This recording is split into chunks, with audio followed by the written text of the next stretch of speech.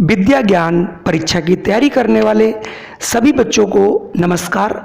और आज के इस वीडियो में हम बात करेंगे भारतीय भूगोल के वो 20 महत्वपूर्ण प्रश्न जो 2011 से अब तक लगातार पूछे जा रहे हैं और आगे इसी प्रकार से आप प्रश्नों को तैयार करके अपनी तैयारी को और बेहतर कर सकते हैं। हमारा प्रयास रहा है कि हम आपको नए से नए प्रश्न ला करके दूं। तो आइए शुरू करता हूं आज का एक अति महत्वपूर्ण वीडियो। पहला प्रश्न है, निम्नलिखित संघ शासित क्षेत्रों में सबसे छोटा यानी क्षेत्रफल में कौन सा, यानी जो हमारा केंद्र शासित प्रदेश है उसका क्षेत्रफल सबसे कम किसका है? चंडीगढ़, दादरा और नगर हवेली, दमन और दीव या फिर लक्षद्वीप। तो आप इसका आंसर सोचिए और आपने यदि आंसर सोचा है लक्षद्वीप तो आपका उत्तर बिल्कुल सही है। चलिए बढ़ते हैं अगले प्रश्न पर। दूसरा प्रश्न अति महत्वपूर्ण है जो कई बार पूछा गया। हीराकुंड बांध किस नदी पर बना है? महानदी, गोदावरी, कावेरी या फिर पेरियार? जल्दी से सोचिए इसका आंसर क्या हो सकता है। कॉपी कलम निकाल करके इसे नोट अवश्य कर लीजिए। और अगर आपने इसका आंसर सोचा है महानदी तो आपका आंसर बिल्कुल सही है। इसे आप नोट कर लीजिए अगर याद नहीं है तो। चलिए बढ़ते हैं अगले प्रश्न पर। तीसरा प्रश्न कुछ आपको कठिन लग सकता है लेकिन ये पूछा गया है। रावी नदी पर निर्मित देश का सबसे ऊंचा बहुउद्देशीय बांध है? भाखड़ा नागल बांध, कहलगांव, रणजीत सागर बांध या रिहंद बांध? इसका आंसर सोचिए। और अगर आपने इसका आंसर सोचा है रणजीत सागर बांध तो आपका उत्तर बिल्कुल सही है। चलिए बढ़ते हैं अगले प्रश्न पर। अगला प्रश्न है, निम्नलिखित में से वह नदी कौन सी है जिसका उद्गम भारतीय क्षेत्र में नहीं है? यानी जो नदी भारत से नहीं निकली है उसका नाम बताना है। महानदी, ब्रह्मपुत्र, रावी और चिनाब? तो अगर आपने इसका आंसर सोचा है ब्रह्मपुत्र तो आपका आंसर बिल्कुल सही है। अगला प्रश्न है, प्रायद्वीपीय भारत की सबसे बड़ी नदी कौन सी है? नर्मदा, गोदावरी, महानदी या फिर कावेरी? तो इसका सही जवाब आपने सोच लिया होगा। और अगर आपके जहन में आंसर आ रहा है गोदावरी तो आपका आंसर बिल्कुल सही है। चलिए बढ़ते हैं अगले प्रश्न पर।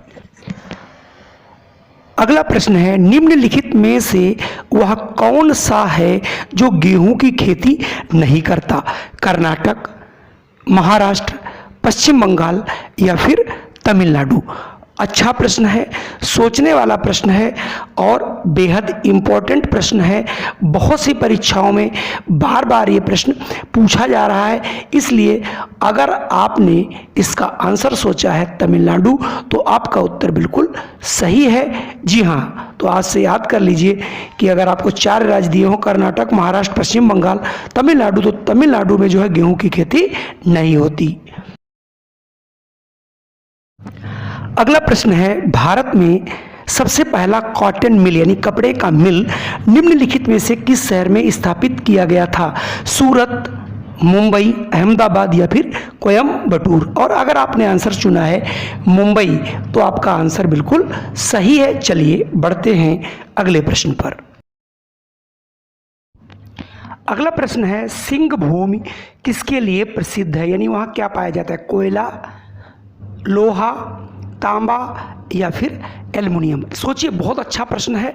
बहुत अच्छी धातु पाई जाती है। अगर आपने आंसर चुना है लोहा तो आपका आंसर बिल्कुल सही है। ये प्रश्न कई बार पूछा गया इसलिए इसे आप नोट कर सकते हैं।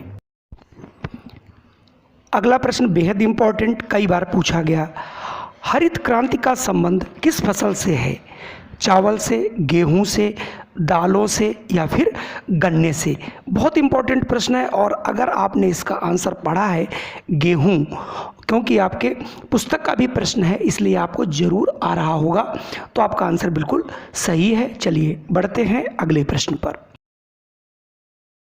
अगला प्रश्न है, निम्नलिखित में से किस एक प्राणी को किसान का मित्र कहा जाता है? पढ़ा हुआ प्रश्न है। चींटी, केचुआ, मधुमक्खी या फिर तितली? क्योंकि आपका पढ़ा हुआ प्रश्न है तो इसका आपने अगर आंसर लगाया है केचुआ तो आपका आंसर बिल्कुल सही है। केचुआ जो है मिट्टी को भुरभुरा कर देता है और नाइट्रोजन की मात्रा बढ़ाता है, जो कि हमारी मृदा के लिए आवश्यक है। चलिए बढ़ते हैं अगले प्रश्न पर। अगला प्रश्न है, भारत में सिंचित क्षेत्र का सबसे अधिक भाग पर खेती होती है? ईख यानी गन्ने की, धान की या फिर कपास की या फिर गेहूं की? वेरी मोस्ट इम्पॉर्टेंट प्रश्न है, कई बार पूछा गया है और अगर आपने आंसर चुना है धान तो आपका आंसर बिल्कुल सही है, क्योंकि धान जो है सबसे अधिक पानी की आवश्यकता होती है और भारत की एक खाद्यान्न फसल है, ये पूरे भारत में खाई जाती है, तो सबसे अधिक उत्पादन भी धान का ही होता है, ये हमको याद रखना है। चलिए बढ़ते हैं अब हम अगले प्रश्न पर।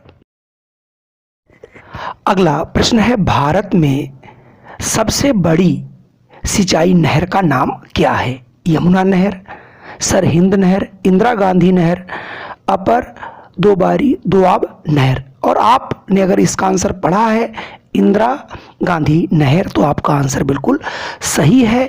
भारत की जो है सबसे बड़ी सिंचाई नहर यही है, तो हमको इसे याद रखना है। वेरी इंपॉर्टेंट प्रश्न के अंतर्गत इसे रखा गया है। अगला प्रश्न बहुत ही अच्छा है, निम्नलिखित में से कौन सी मृदा यानी मिट्टी कपास की खेती के लिए सबसे अधिक उपयुक्त है? काली मिट्टी, लाल मिट्टी, लेटराइट मिट्टी या फिर पर्वत? तो अगर आपने आंसर चुना है काली मिट्टी तो आपका आंसर बिल्कुल सही है। काली मिट्टी जो है में जो आपकी कपास होती है वो सबसे अधिक पैदा होती है। अगला प्रश्न है, भारत में सर्वोत्तम चाय कहाँ पैदा होती है?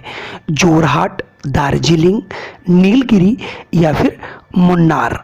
तो आपको ये प्रश्न बहुत इंपॉर्टेंट है, जब आप टीवी देखते हो तो इसका प्रचार भी आता है और अगर आपने आंसर लगाया है दार्जिलिंग तो आपका आंसर बिल्कुल सही है। दार्जिलिंग में जो है नंबर 1 की चाय पैदा होती है। इस प्रश्न को हमें याद रखना है और ये 5 से 6 बार प्रश्न पूछा जा चुका है। चलिए बढ़ते हैं हम अगले प्रश्न पर। अगला हमारा प्रश्न है, भारत कि किस नदी को वृद्ध गंगा के नाम से जाना जाता है, यानी बूढ़ी गंगा? कृष्णा नदी को, गोदावरी नदी को, कावेरी नदी को या फिर नर्मदा नदी को? जरा सोचिए, आपने पढ़ा भी है इस प्रश्न को। अगर आपने चुना है गोदावरी तो आपका आंसर बिल्कुल सही है। जी हाँ, वृद्ध गंगा जो है गोदावरी को कहा जाता है। चलिए बढ़ते हैं हम अगले प्रश्न पर। अगला प्रश्न इंपॉर्टेंट प्रश्न है, भारत में निम्नलिखित में से किस प्रकार की बिजली का उत्पादन सर्वाधिक होता है? पन यानी पानी से, तापीय यानी कोयले से, नाभिकीय यानी परमाणु से या फिर सौर ऊर्जा से? आपने आंसर अगर चुना है तापीय ऊर्जा यानी कोयले वाली ऊर्जा तो आपका आंसर सही है। यानी जो सबसे अधिक हमारे भारत में बिजली का जो उत्पादन होता है वो कोयला आधारित है, ताप आधारित है, इसलिए यहाँ से ऑप्शन बी वाला बिल्कुल सही होगा। अगला प्रश्न भी आपका पढ़ा हुआ है, धूमकेतु किसके इर्द गिर्द परिक्रमा करते हैं? यानी किसके गिर्द मतलब चारों ओर?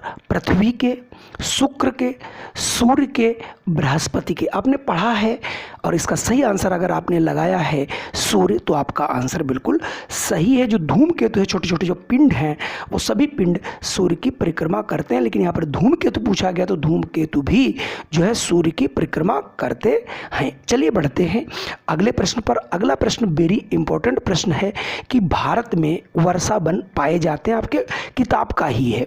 मध्य भारत में, पूर्वी घाट में, उत्तर पूर्वी हिमालय और पश्चिमी घाट में, उत्तरी पश्चिमी हिमालय और पूर्वी घाट में? अगर आपने आंसर चुना है तीसरा वाला उत्तर पूर्वी हिमालय और पश्चिमी घाट तो आपका आंसर बिल्कुल सही है। ये प्रश्न भी कई बार पूछा गया और आपकी किताब का है, इसलिए इस प्रश्न को आप पढ़ लीजिए और इसे याद कर लीजिए। अगला प्रश्न थोड़ा सा आपके लिए टफ हो सकता है लेकिन अच्छा प्रश्न है।